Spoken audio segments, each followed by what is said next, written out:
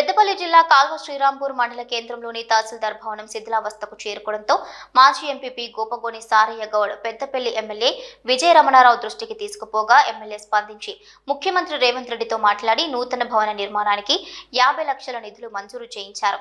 తహసీల్దార్ కార్యాలయ భవనం ప్రస్తుతం పూర్తిగా శిథిలావస్థకు చేరుకోవడంతో అధికారులు భయం గుప్పెట్లో నిధులు నిర్వహిస్తున్నారు. ఇక భారీ వర్షాలు కురిసినప్పుడు పలుమార్లు కార్యాలయంలోని రిజిస్టర్లు తడిసిన సందర్భాలు కూడా ఉన్నాయి. ఇటీవల ఎమ్మెల్యే కలెక్టర్ వేర్వేరుగా కార్యాలయాన్ని సందర్శించిన సందర్భంలో కార్యాలయ భవన నిర్మాణం కోసం నిధులు మంజూరు చేయించాలని అధికారులు, స్థానిక నాయకులు, ప్రజలు విన్నవించారు. మండల ప్రజల విన్నపం మేరకు పంచాయతీరాజ్ శాఖ నిధుల నుండి తహసీల్దార్ నూతన కార్యాలయానికి 50 లక్షల నిధులు మంజూరు చేయించినట్లు మాజీ ఎంపీపీ గోపగోని సారయ్య గౌడ్ తెలిపారు. అడగ్గానే స్పందించి నూతన తహసీల్దార్ భవన నిర్మాణానికి నిధులు మంజూరు చేయించిన పెద్దపల్లి ఎమ్మెల్యే చింతకుంట విజయరమణారావుకు, జిల్లా కలెక్టర్ శ్రీ కోయహర్షకు మండల ప్రజల తరపున మాజీ ఎంపీపీ గోపగోని సారయ్య గౌడ్ ప్రత్యేక కృతజ్ఞతలు తెలిపారు.